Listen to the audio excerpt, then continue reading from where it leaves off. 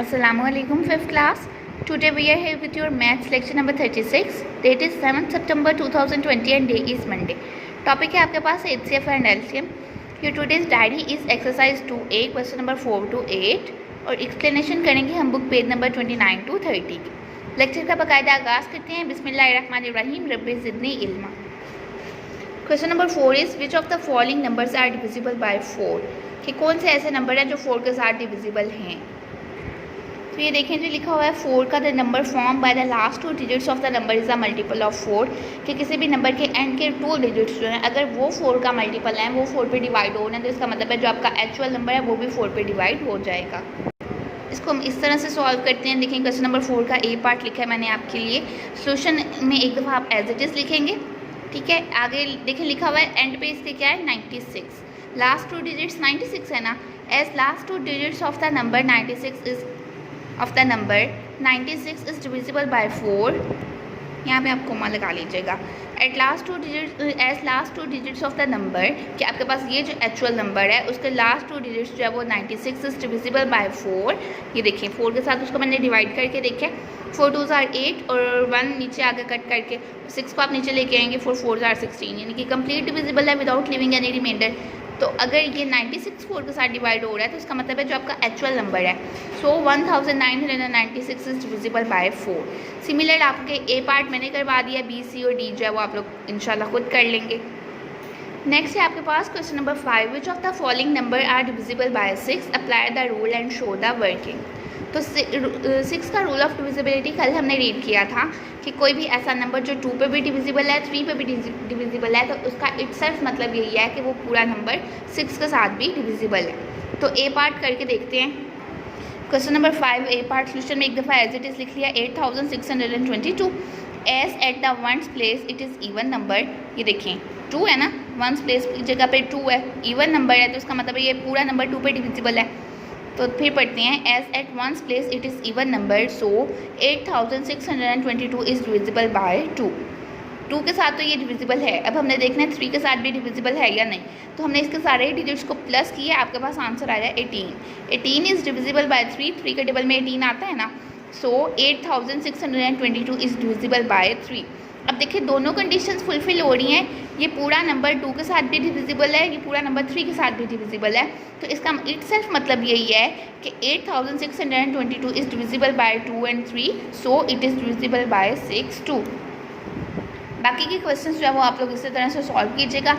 अगर कोई नंबर 2 पे डिवाइड हो रहा है 3 पे डिवाइड नहीं हो रहा तो हम उसको कहेंगे कि वो 6 पे डिविजिबल नहीं है. दोनों कंडीशंस का फुलफिल होना इंतहाई ज़रूरी होता है. क्वेश्चन नंबर 6 है which of the following numbers are divisible by 3 but not divisible by 6. यानी कि ये 3 के साथ तो डिवाइड हो रही है लेकिन 6 के साथ डिवाइड नहीं हो रहे. तो अभी हमने रीड किया है कि 6 के साथ वो नंबर डिवाइड होंगे जो 2 के साथ भी डिविजिबल है और 3 के साथ भी डिविजिबल है. तो ए पार्ट करके देखते हैं. ये देखें जी 4 + 7 एज इट इज़ लिखने के बाद 4 + 7 + 0 + 7 इसको हमने सॉल्व किया तो आपके पास आ गया 18. 18 is divisible by 3. So 4707 is divisible by 3. कि हमें कंफर्म हो गया कि ये नंबर जो है वो 3 के साथ डिविजिबल है. अब हमने देखना है कि आया ये नंबर 2 के साथ भी डिविजिबल है या नहीं. एज लास्ट डिजिट ऑफ 4707 7 जो है वो एक ऑड नंबर है तो इसका मतलब है ये 2 के साथ डिवाइड नहीं हो सकता. It is not divisible by 2. Both conditions for test of divisibility of 6 are not fulfilled. कि दोनों कंडीशंस जो है फुलफिल नहीं हुई. 3 के साथ तो डिवाइड हो रहा है लेकिन 2 के साथ डिवाइड नहीं हो रहा तो इसका मतलब है कि ये जो आपका एक्चुअल नंबर है वो 6 के साथ भी डिविजिबल नहीं है. ठीक है. So it is not divisible by 6 और फुल स्टॉप लिख के नीचे लगा देंगे आप एंडिंग लाइन. क्वेश्चन नंबर 7 देख लें. With the help of the rule of divisibility for 8 find out which of the following are divisible by 8. तो 8 का रूल ऑफ डिविजिबिलिटी ये था कि आपके लास्ट जो डिजिट्स हैं लास्ट 3 डिजिट्स यहाँ तो वो 8 का मल्टीपल हों यानी 8 के साथ डिवाइड हो सके हों या फिर उनके एंड पे ज़ीरोज़ हो. तो ये देखें जी जैसे आपका ए पार्ट है उसके एंड पे ज़ीरोज़ नहीं है तो ये सॉल्व नहीं होगा. बी पार्ट के एंड पे 3 ज़ीरोज़ हैं ये सॉल्व हो जाएगा. 8 जो है वो 8 का मल्टीपल है यानी कि 8 के साथ डिवाइड हो जाता है तो इसलिए ये भी सॉल्व हो जाएगा. डिविजिबल बाय 8 है और ये भी डिविजिबल बाय 8 है. ठीक है. इसको आप ऐसे ही सॉल्व कर लेंगे जैसे हमने बाकी के क्वेश्चंस किए हैं. क्वेश्चन नंबर 8 है check with the help of the rule of divisibility which of the following are divisible by 9. कि 9 के रूल ऑफ डिविजिबिलिटी में आपने क्या पढ़ा था कि आप नंबर्स को प्लस करें, जैसे 3 के लिए हम प्लस करते हैं, और देखें कि अगर जो आंसर आ रहा है वो 9 के साथ डिविजिबल है तो इसका मतलब है जो एक्चुअल नंबर है वो भी 9 के साथ ही डिवाइड हो जाएगा। तो ए पार्ट करके देखते हैं।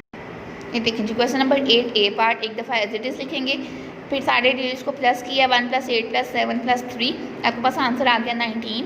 19 is not divisible by 9, so 1873 is not divisible by 9।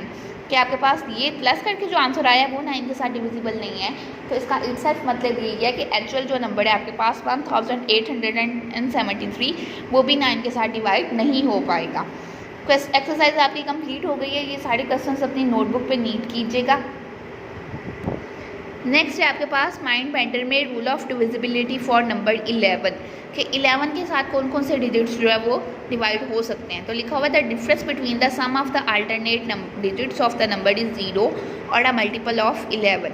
कि आपके पास अल्टरनेट नंबर का क्या मतलब है कि जैसे ये देखें 7, 4 और 1, यानी कि आपके पास जो पहला, तीसरा और 5वां नंबर है, इनको प्लस कर लें, क्या आएगा 4 में 1 प्लस करेंगे 5, 5 में 7 प्लस करेंगे तो 12, और देन आपके पास जो सेकंड नंबर पे है 2, 6 और 4, इनको प्लस करेंगे तो क्या आएगा 12।